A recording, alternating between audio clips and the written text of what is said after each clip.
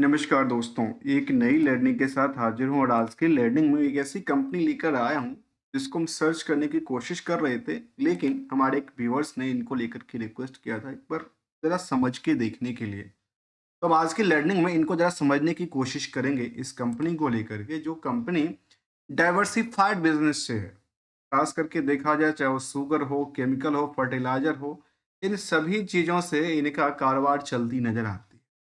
तो वो कहती है जो इनकी गुड परफॉर्मेंस की बातें कहती है अलग-अलग सेगमेंट में यदि कंपनी कामकाज करती है उसके मुताबिक यदि देखा जाए, तो शायद इंडस्ट्रियल की पी को आइडेंटिफाई करना थोड़ा-सा मुश्किल हो जाएगा। लेकिन यदि पीयर्स के मुताबिक इसको रखा गया तो मुझे लगता है कि केवल एक ही कंपनी के अंदर इसको रखा गया, जो कि इनके लिए शायद नाइंसाफ़ी की बात। शायद इसको लगता है कि कंपनी सबसे बेटर के सेगमेंट में कामकाज करती है, उससे ज़्यादातर उसको कंपेयर करना चाहिए।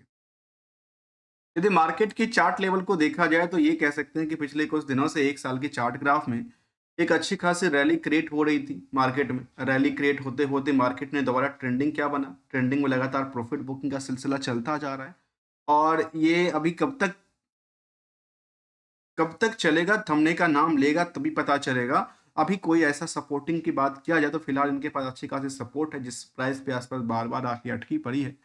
लेकिन हम इसको लेकर के कुछ पहले समरी डेटा की तरफ समझने की कोशिश करें, तो यदि हम कंपनी की सिंपल शब्दों में समझें कंपनी क्या-क्या करती है, तो हमारे सामने रिजल्ट पर्सपेक्टिव से आती है। जो कंपनी शुगर इंडस्ट्रीज़ हो, इसके अलावा विनील की बात किया जाए, फर्टिलाइज़र इंडस्ट्रीज़ हो, श्रीराम फर्म सॉल्यूशन की बात किया जाए या फ्रेस्टास बिल्डिंग सिस्टम को लेकर के, फिर बायोसीड्स को लेकर के, इन सभी सेगमेंट में कंपनी का रिवेन्यू क्या होती है, जनरेट होती है। तो इसको डाइवर्सिफाइड बिजनेस के अंदर ही रखा जाए तो शायद बहुत काफ़ी बेटर है और इसको बीएससी के अंदर डाइवर्सिफाइड बिजनेस के अंदर ही रखा गया है।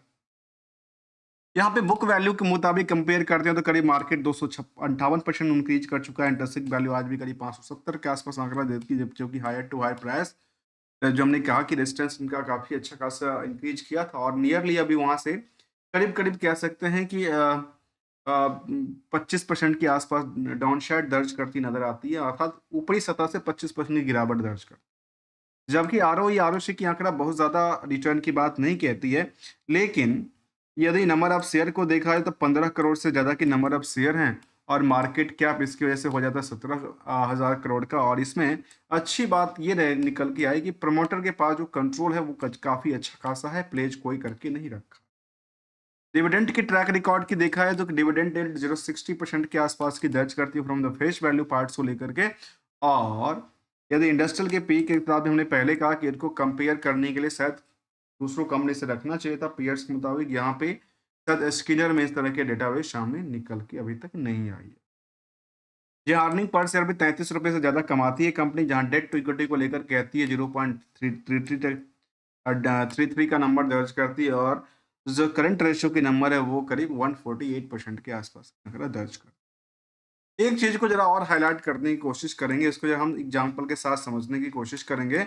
और ये क्या है, इसको लेकर हम सिंपल कहते हैं कि कंपनी ये दर्ज करती है कि हमने यहाँ पे जो टोटल प्रॉफिट था हमने 100 रुपये कमाई, उसके बिहाफ पे आज भी देखा गया कि मार्केट में 135 रुपये का क्या था, उधार था। और जो कि 12 महीने के डेटाबेस के बेसिस पे हमने इसको एक कैलकुलेटिव डेटा में कन्वर्ट किया। यदि इनकी देखा जाए इस बेस कंपनी को लेकर के तो क्या एक्सपेक्टेशन कहती है, उस पे एक नज़र डालते हैं इनकी फाइनेंशियल पोजीशन को लेकर। कंपनी का नाम है डीसीएम श्रीराम्स लिमिटेड। नाम से कुछ स्पष्ट नहीं होता कि आखिर कंपनी क्या करती है क्या नहीं करती है, लेकिन यदि ईयर ऑन ईयर बेसिस का आप ग्रोथ को देखेंगे तो शायद ये कह सकते हैं कि 2020 के से लगातार चल रही थी, 2024 में आखिर पिट जाती है। और पिटती कम नहीं, बहुत ज़्यादा पिट जाती है। नेट इनकम में तो करीब 50% से ज़्यादा की पिटाई हो जाती है। क्वार्टरली डेटाबेस कहती है कि यहाँ पे काफ़ी अच्छी खासी रैली रही थी, लेकिन कंपैरिजन टू द यदि आपको मार्च दिसंबर से कंपेयर करेंगे तो शायद उतना नहीं था, लेकिन सितंबर के मुकाबले 10% से लेकर के नेट इनकम साइड में करीब-करीब 95% तक की वृद्धि दर्ज करती नज़र आई है। लास्ट 12 महीने के डेटाबेस कहती है इसको लेकर के जो कंपनी अभी सबसे ज़्यादा पिक पे नहीं है, second of the largest value of the कहते हैं कह सकते हैं जो सेल्स को पार्ट को लेकर के। और कंपनी के ऑपरेटिंग प्रॉफिट को लेकर देखा है तो ये वही नियरली करीब 10% से लेकर के 15%, 18%, 20% तक जाती है। लेकिन यहाँ पे अप डाउन की सिचुएशन में थोड़ा बहुत उन्होंने इंक्रीज भी करती हुई नजर आती है।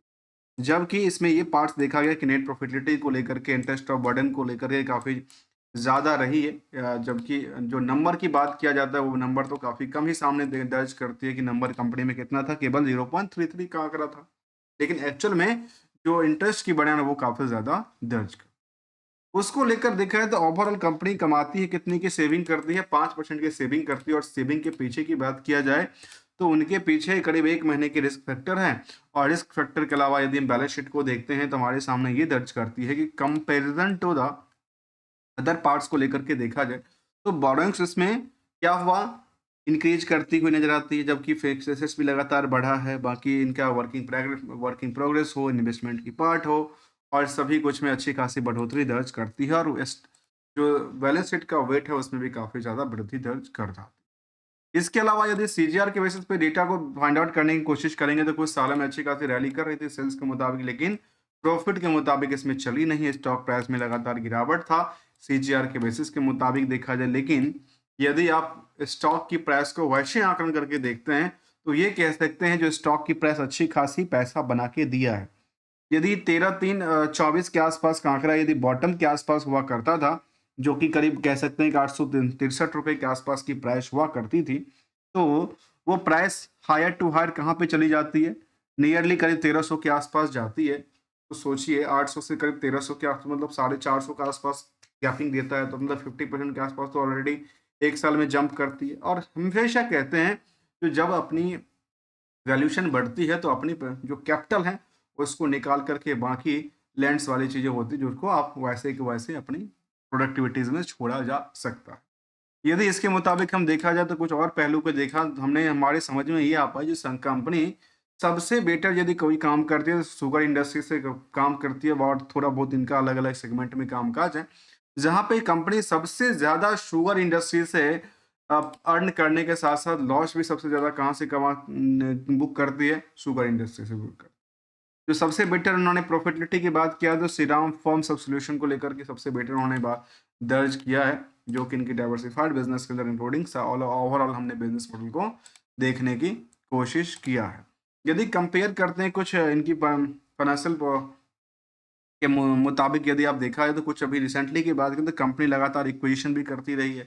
तो जो कंपनी लगातार दूसरे को एक्विजिशन करती है मतलब उनके पास फंड तो भर भर के पड़े होंगे, ऐसा आंकड़ा आंकड़ा निकल के आता है।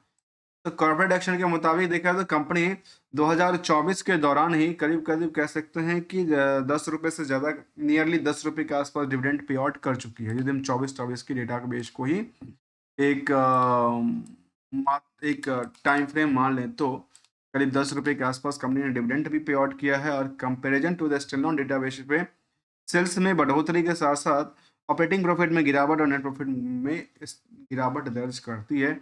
जबकि कंपनी में निवेशकों का इंटरेस्ट में जैसा जाना था कि उसमें इसके हिसाब से यहाँ पे एफआई और डीआई की भूमिका की यदि चर्चा किया जाए तो कंपनी में एफआई और डीआई की भूमिका में सबसे बेटर अभी आज भी डीआई की भूमिका देखने को मिली है, जो कि यहाँ पे ये देखने को मिलती है जो डीआई अपनी फंड धीरे धीरे करके निकालने की कोशिश में है थोड़ा बहुत करके। और ये वो टाइम फ्रेम की डेटा है जब 30 सितंबर के आसपास की जिनके जो पोजीशन रह गई वही डेटा सामने रिपोर्ट्स में आ गई।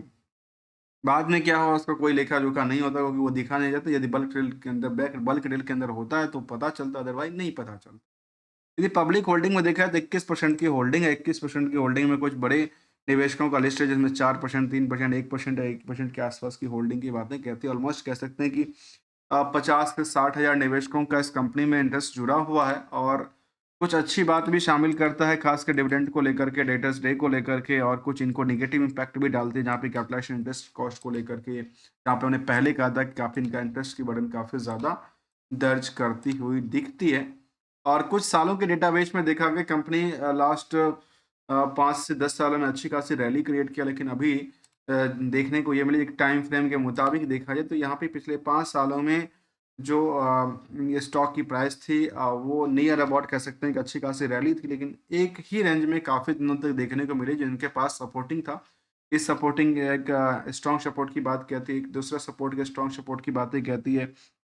जहाँ लगातार आके उठ के पड़ी है। अभी रिसेंटली बात किया तो रिसेंटली सपोर्ट इनके पास ये बनती नज़र आती है, जहाँ पे ये बार-बार रुकने की कोशिश में है और निवेशकों का इंटरेस्ट ज़ाहिर करती नज़र आती है। तो हमने इन पार्टों को जानने की कोशिश किया, समझने की कोशिश किया। अभी फ़िलहाल देखा गया कि मार्केट में कुछ बड़ी रैली बड़ी वॉल्यूम के साथ मार्केट सेंटीमेंट क्रिएट किया था। अप ट्रेंड में हो तो पैसे को स्टिक रखना आसान है और लोअर ट्रेंड में है तो उसको निकालना आसान है और सेम रेंज में हो तो पैसे लगाना, निकालना, लगाना, निकालना काफ़ी आसान होता है। लेकिन मैं ये नहीं कहता आपने कहाँ पे लिया, कैसे किस रेट में लिया, लेकिन जब भी लिया, जिस भी पोज़ीशन पे लिया, अपने सुविधाजनक पैसों को लेकर के यदि मार्केट आपके अनुसार ना चले तो फिर अपने कैपिटल को भी बचाते रहना चाहिए। ये मेरा खुद का एक्सपीरियंस की बात कर रहा हूँ। और यदि आपको वीडियो अच्छा लगा तो लाइक और सब्सक्राइब करना मत भूलिएगा। थैंक्स फॉर द जॉइनिंग दोस्तों।